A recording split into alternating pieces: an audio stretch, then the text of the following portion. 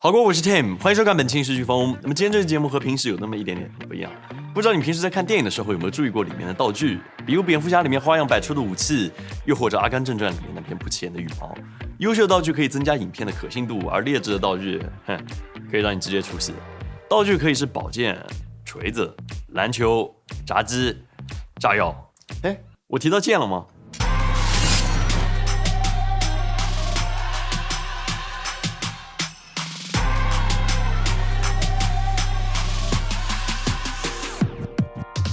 甲剑是常见的武器类道具，但做工通常比较粗糙，也不会进行精细的打磨，在拍摄特写的时候，效果难免会有这么一些缺陷。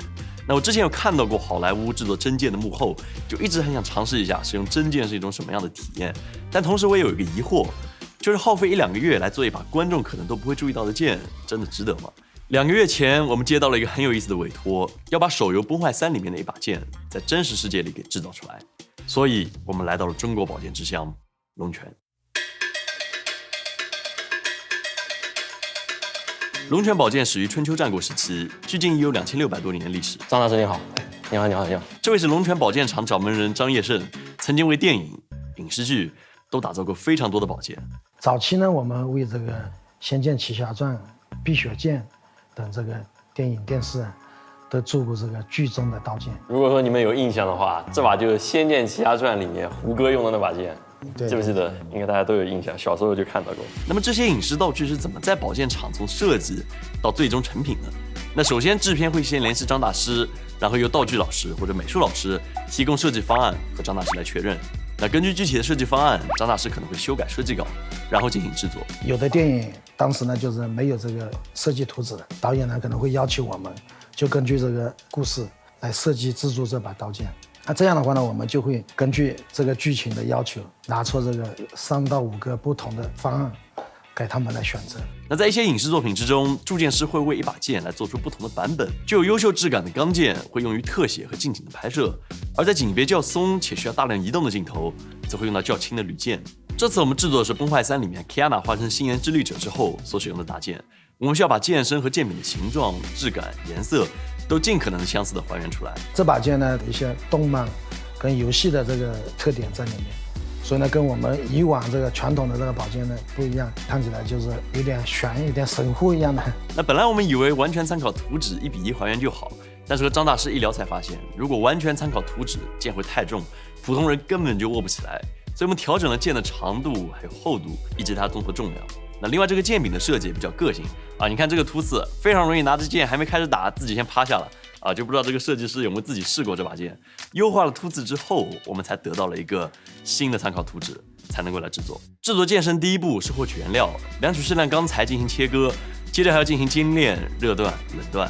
那精炼是把原料反复烧软，然后敲打、折叠。热锻可以让原料在高温之下初步成型，冷锻则在常温之下敲打，让表面平整。那光说不练怎么行？我也亲身体验了一下。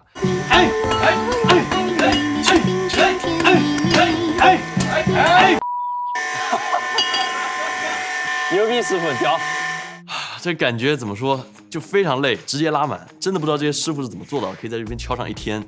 那我还试了一试冷锻。那如果让我描述这个体验的话，就是你有没有试过那种摸着铁栏杆，然后有人用力敲了一下那个铁栏杆，而冷锻基本就是这个体验的增强延长版。我感觉几下捶打，我的手就已经麻木到失联了。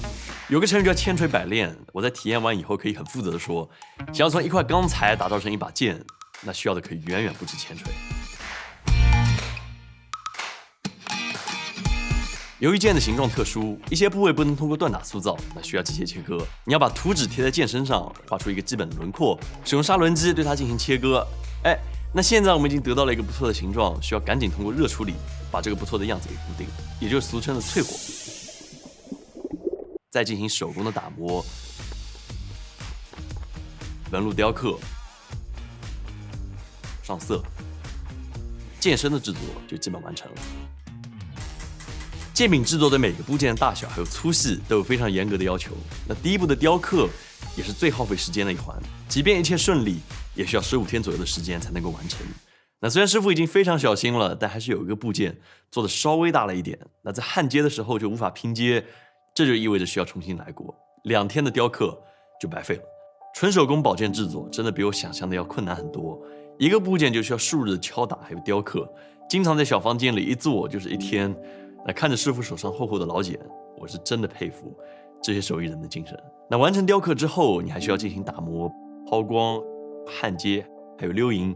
那其中比较有意思的就是鎏银这个步骤，其实非常像高中化学课。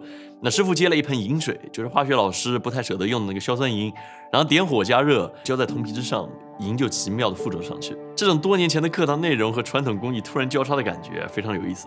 那最后师傅还会用一种成分保密的溶液给整个剑柄加上黑色。现在剑柄制作还剩下宝石雕刻，那其中宝石选料是由我们负责的步骤。本来我们以为买4颗透明的石头放上去应该是再简单不过的事情，没想到出现了大的翻车。就买来的材料只有表面薄薄一层镀了颜色，打磨以后里面是完全透明的。尽管我们多买了几块锆石来作为备选，但是锆石可选的颜色非常有限，我们又无法找到深棕色还有蓝色，而造剑又迫在眉睫。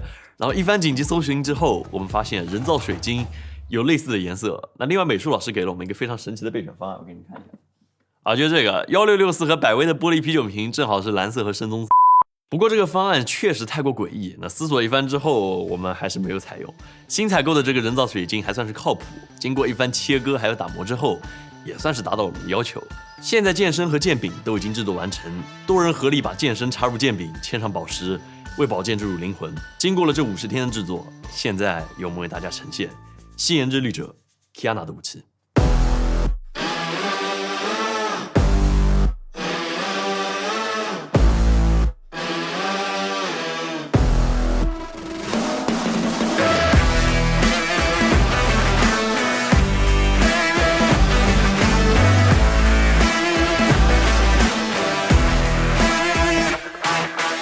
玩过崩坏3的朋友可以打开游戏对比一下，你觉得还原度怎么样？欢迎在弹幕中评论。崩坏3里面还有一段 Kiana 拿到剑时的那个动画，我们也想要整活模仿动画，给大家演示一下夕颜之律者的力量啊。这么说呢，本来我们想着我们剑也做出来了，应该能够做一个真人版的那个 Kiana 那段动画来复刻一下，应该效果会非常不错，对吧？让我们试着做了一下。非常抱歉，我们做拉了，真的非常拉，各位一定不要骂我们。但是我还想放出来给你们看一下，当个乐子也行，好吧？咱就做个乐子人。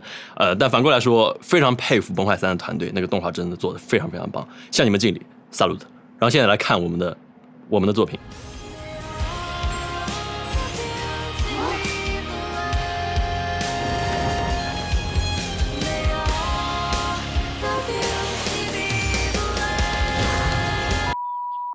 现在我们总算是明白为什么电影里演员动作较多的镜头要用铝剑了。百炼成钢的剑真的好重，我现在手臂还是有这么一点酸。回到片头的问题，耗费1-2个月制作一把观众可能不会注意到的剑，值得吗？那说实话，手工打造真剑并没有像我预想的那么优秀，上色处理不是那么完美，手工敲打的剑柄也没有那么光滑平整。但是一想到火炉前那无数次挥汗如雨的锻打，小房间里无数日聚精会神的雕刻，还有所有师傅完成作品时候的笑容，我相信付出努力做的事情是会有所不同的。不仅是铸剑，还有道具师为一双鞋、一封信、一本书进行长达半年的制作。那尽管这个道具在成片中可能只是出现短短几个镜头，但总是有人不畏艰辛，不断尝试，去尽最大可能还原那些故事中的世界。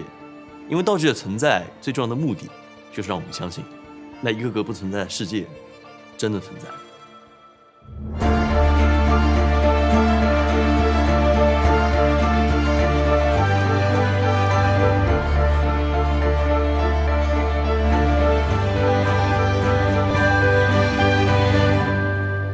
那以上就是这期节目的全部内容，感谢各位观看。如果喜欢的话，请务必点赞、投币、3连转发。